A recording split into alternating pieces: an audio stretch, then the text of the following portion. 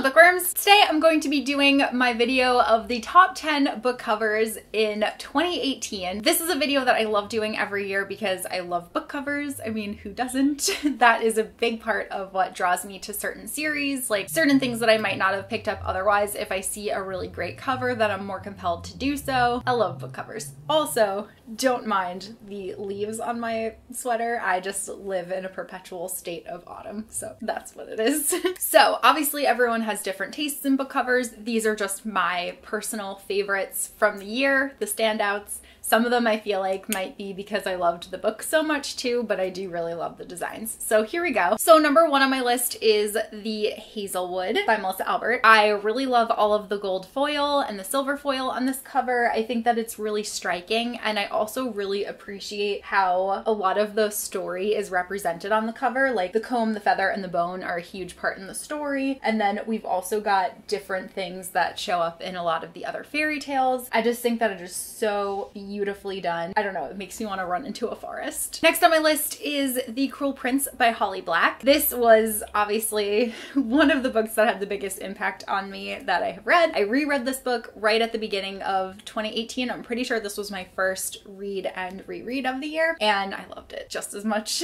But I truly love this cover. I think this is really striking. I tend to like books that have lighter covers as opposed to black covers, so I think the white and the gold looks really good together. I love all of like the tree branches. Again, we've got that feeling of like the woods. I like this little beetle here that is like a brighter green color, and he's kind of metallic if you like do that. And also so is the crown. But this book is just truly, truly beautiful. And then I also really like underneath the book jacket in this one as well. That is like a very fun surprise. Next on my list is The Wicked Deep by Shea Earnshaw. This again is another metallic-y cover. I really don't usually tend to like blue that much, but this one just speaks to me. I love this moon up here. I love this little pentagram down here. And like, again, we've got the woods and the tree branches. You might be sensing a theme here, but I just think this is really gorgeous and really striking. And then again, beneath the cover, we've also got a really fun surprise. I just think that is so amazingly gorgeous. Next on my list is Legendary by Stephanie Garber. This is the first one that does not have tree branches on it. I really love this spade of like dark rose petals. I think that's really beautiful, and it really plays into the book very well because there's the whole like cards thing going on if you've read it. The topography is gorgeous. I love when the topography is raised and there's like a texture to it. And I think that the glossy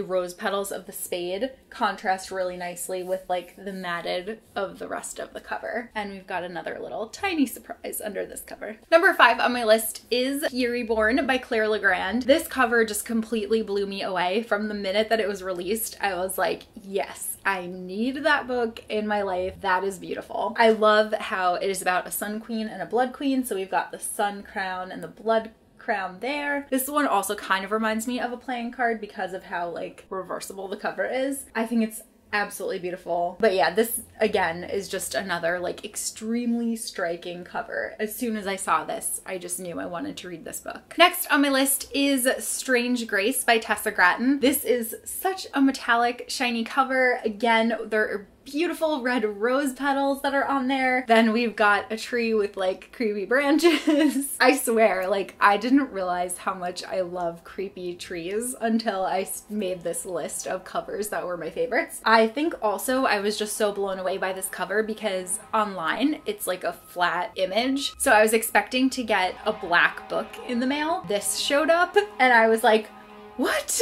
I just wasn't expecting that. And I also really like the topography of this one as well. Number 7 on my list is Grim Lovelies by Megan Shepherd. This is another one where I just really love the topography, and then I also am obsessed with the Eiffel Tower that's on here because I've always wanted to visit Paris since I was a young girl in fashion school. That's been like a dream of mine, and I love like the creepy gargoyle up top and these ravens that are up there. Again, we've got some like nice vinage going on. And you know what? I think like the typography of Grim Lovelies reminds me of, I don't know, something like cinematic, Parisian and cinematic. Like I would see it on a movie poster or something. I just think it's so pretty, and I love the gold and the red together. I think it's a good color combo. Number 8 on my list is Escaping from Houdini by Carrie Maniscalco. This is the third book in the Stalking Jack the Ripper series, and I really love this beautiful dress that we have going on here. I've loved her previous covers too, but this one has been my favorite so far of the 3. I think it's because this cruise ship is just like calling to me. I love the like skyscape of it and how it just fades into her dress, and I especially love these playing cards that she's hiding behind her back. I think it's so glamorous, and then these adorable earrings. So pretty. Then number 9 on my list, and the only contemporary book,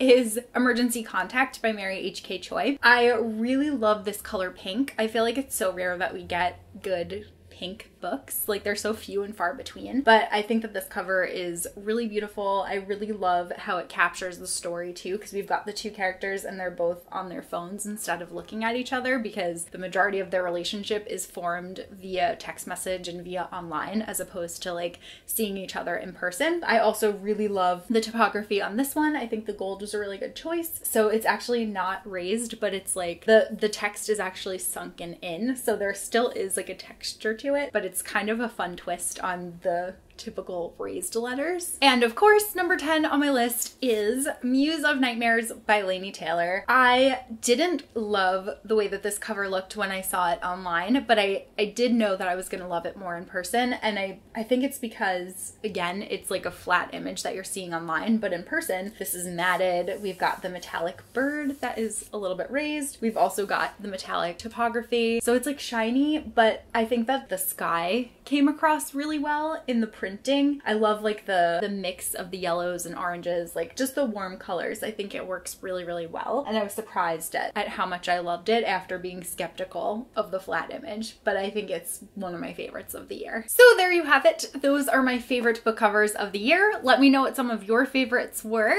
And that is all that I have for this video. So I will see you guys soon in a new one. Bye!